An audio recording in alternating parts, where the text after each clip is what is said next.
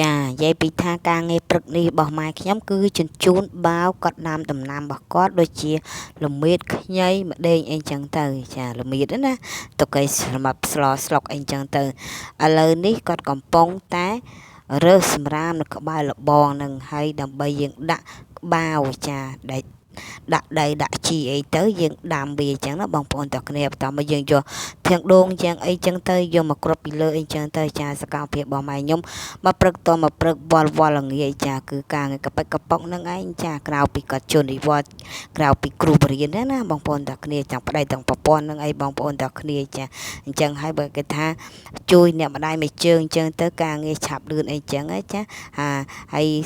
ពីក្មេងស្រឡាញ់គ្នាម្ដងដល់ចាស់កងខ្នងស្រឡាញ់គ្នាម្ដងទៀតយ៉ាចេះជួយគ្នាជួយអីចឹងទៅចាហើយឥឡូវពុកនឹងក៏ពុកខ្ញុំក៏កំពុងតែជួយចាអូសឲ្យម៉ែខ្ញុំចាដើម្បីទុកដាំដំណាំដែលគាត់មានគម្រោងដាក់ដាំណាបងប្អូនទាំងគ្នាជាពិសេសបើយើងមានលំញិតមានម្ដេចមានខ្ជិយអីហ្នឹងទុកយើងស្លទុកពេលយើងធ្វើម្ហូបធ្វើអីយើងស្លអីត្រូវការវាជាការចាំបាច់អីចឹងណាបងប្អូនទាំងគ្នាហើយខែនេះខែរដូវភ្លៀងធ្លាក់តិចមកហើយអញ្ចឹងយើងព្យាយាមដាំពីដើមឆ្នាំមកហើយទៅនៅពេលដែលភ្លៀងធ្លាក់មកក្រឹបចឹងទៅវាលាស់ខ្ចីអីចឹងទៅបងប្អូនទាំងគ្នាហើយត្រឡប់មកវិញទៀតគឺអាហារពេលព្រឹករបស់ខ្ញុំថ្ងៃនេះគ្មានស្អីទេចាមានសាច់ជ្រូក3ដុំហើយនឹងត្រីចៀននឹងឯងបងប្អូនទាំងគ្នាចាមានត្រីស្រស់ណាមកជូរស្វាយយាយមកថ្លែនចារួចលុយមកពេលព្រឹកអីចឹងបងប្អូនទាំងគ្នាចាសំខាន់មុខម្ហូបអីក៏ដោយសម្រាប់យើងចេះកែច្នៃគឺអូខេតែម្ដងចាបងប្អូនទាំងគ្នាហើយក៏អត់បានទៅហូបកាទៀវហូបមីអីទេបងប្អូនថ្ងៃហ្នឹងដូចយ៉ាងខ្សត់ខ្សោពេកអញ្ចឹងណាបងប្អូនទាំងគ្នាហើយណាមួយទៀតយើងក៏ចង់ហូបបាយក្តៅអីចឹងណាបងប្អូនទាំងគ្នាចោល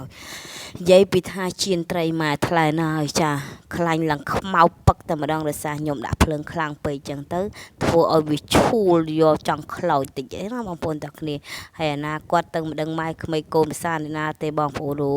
យនិយាយពីថាការងារដូចអូនបាក់និយាយហ្មងថាការធ្វើម្ហូបធ្វើអីពិបាកនិយាយមែនបងប្អូនទាំងគ្នា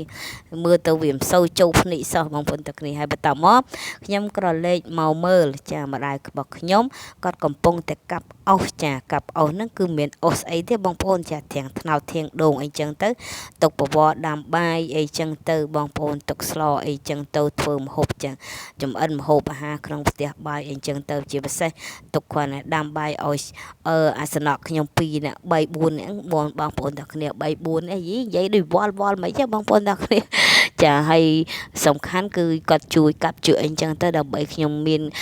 ងាយស្រួលសម្រាប់ខ្ញុំធ្វើម្ហូបធ្វើបាយធ្វើទឹកអីចឹងទៅដាំទឹកដៅទឹកអីចឹងឲ្យគាត់ចឹងណាបងប្អូនទាំងគ្នាហើយចិត្តទៅរយណាបានទៀតចាមានកូនកំមុំប៉ុណ្ណឹងហើយអូនិយាយពី